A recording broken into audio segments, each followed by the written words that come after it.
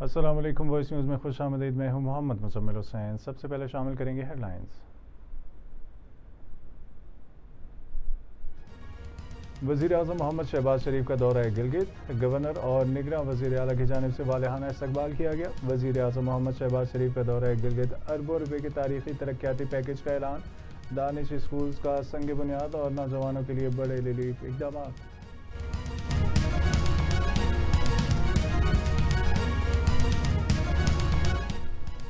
مارکہ حق پاک فضائیہ کی پیشہ ورانہ مہارت اور عزم کی روشن مثال ہے۔ یہ کامیابی تاریخ میں سنہری الفاظ میں لکھی جائے گی۔ Air chief marshal Zaheer Ahmed Babar کا ایئر ہیڈ کوارٹرز اسلام آباد میں خصوصی تقریب سے خطاب۔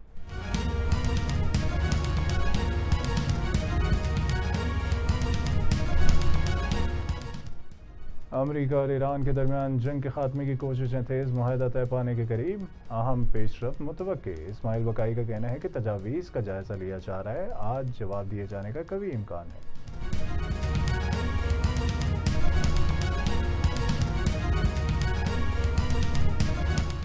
ایران کو ایٹمی ہتھیار حاصل کرنے کی اجازت ہرگز نہیں دیں گے، حالات درست سندھ میں بڑھ رہے ہیں۔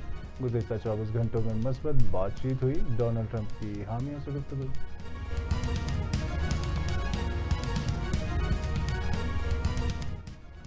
ٹرمپ اور ایران ڈیل کے اشارے، عالمی منڈی میں پیٹرولیم مصنوعات کی قیمتیں یکدم نیچے آ گئیں۔ برینٹ کروڈ آئل $98 کی سطح پر پہنچ گیا۔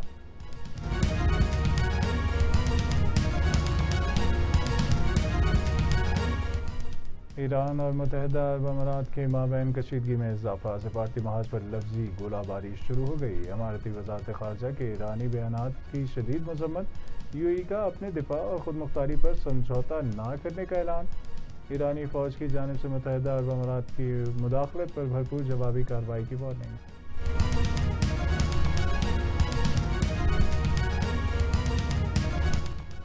برطانیہ میں آج انتخابات ہوں گے۔ برمنگھم میں ریکارڈ ساز شرکت، 170 سے زائد پاکستانی اور مسلم امیدوار میدان میں۔ کمیونٹی کے سیاسی اثر و رسوخ کا بڑا امتحان۔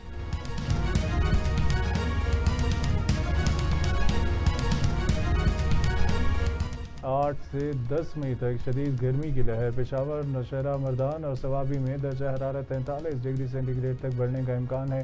پی ڈی ایم اے نے شدید گرمی کے پیش نظر شہریوں کو احتیاطی تدابیر اختیار کرنے کی ہدایت کر دی۔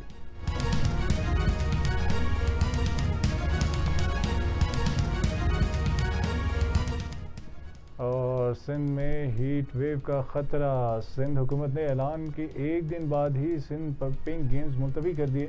سیکرٹری اسپورٹس منور میسر کے مطابق کھلاڑیوں کی صحت پر سمجھوتہ نہیں کیا جا سکتا۔ مختلف کھیلوں کی ایسوسی ایشن نے ایونٹ ملتوی کرنے کی باقاعدہ درخواست دی تھی۔